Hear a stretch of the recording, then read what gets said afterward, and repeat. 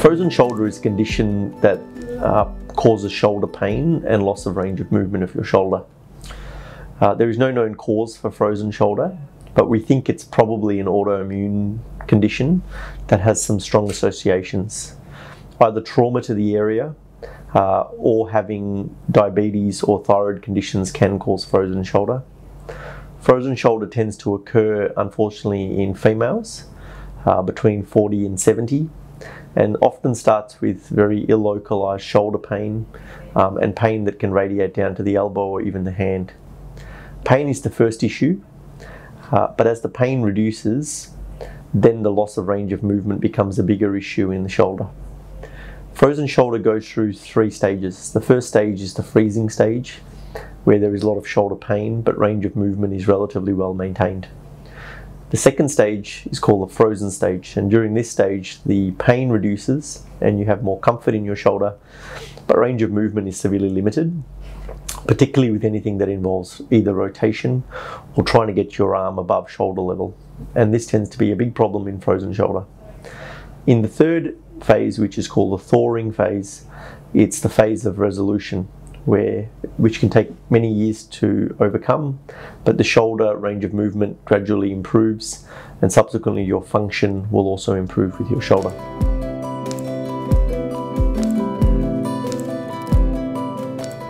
Surgery may or may not be indicated for frozen shoulder. Whether it is indicated is dependent on how severe your frozen shoulder is. This is best assessed when you come and see me for a consultation. Firstly, your pain needs to be manageable, as any treatment that is instigated while you have a painful frozen shoulder is often exacerbated by any intervention at all. In patients that have pain that is relatively well controlled but reduction in range of movement is an issue, an assessment is made on the severity of the condition. In more milder forms, exercises and physiotherapy may be prescribed, and with these exercises and time your range of movement may improve.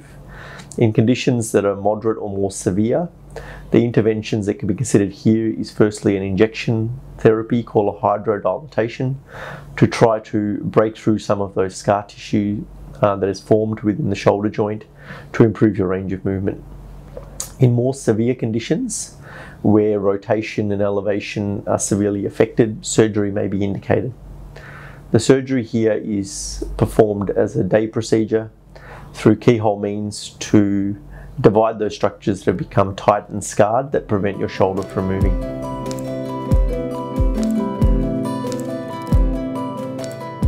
The surgery that is performed for frozen shoulder is called an arthroscopic capsular release. During this procedure, which requires a general anaesthetic, a camera is inserted into the back of the shoulder and an instrument at the front of your shoulder which helps to divide the soft tissues and structures that are tight that have developed in frozen shoulder that prevent your arm from moving. It's a relatively quick and simple procedure that takes half an hour to perform, and after dividing these structures that are tight, the range of movement is restored. It's important to note that these ligaments and capsule are deep to the rotator cuff tendons, which are not damaged by the operation whatsoever.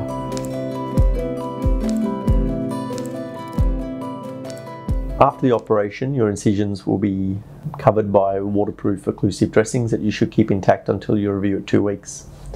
The aim of the operation is to restore movement, and as such, the sling will be discarded within a day or 2, depending on your comfort level. We suggest seeing a physiotherapist very early in the post-operative phase to maintain that range of movement that was improved by the operation, and then to subsequently rehabilitate your shoulder from a strength and function point of view.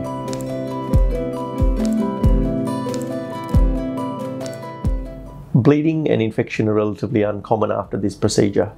The most common risk is of reoccurrence of frozen shoulder, which is dependent on how severe your frozen shoulder was to begin with, and it's more prevalent in people who have diabetes or higher risk factors.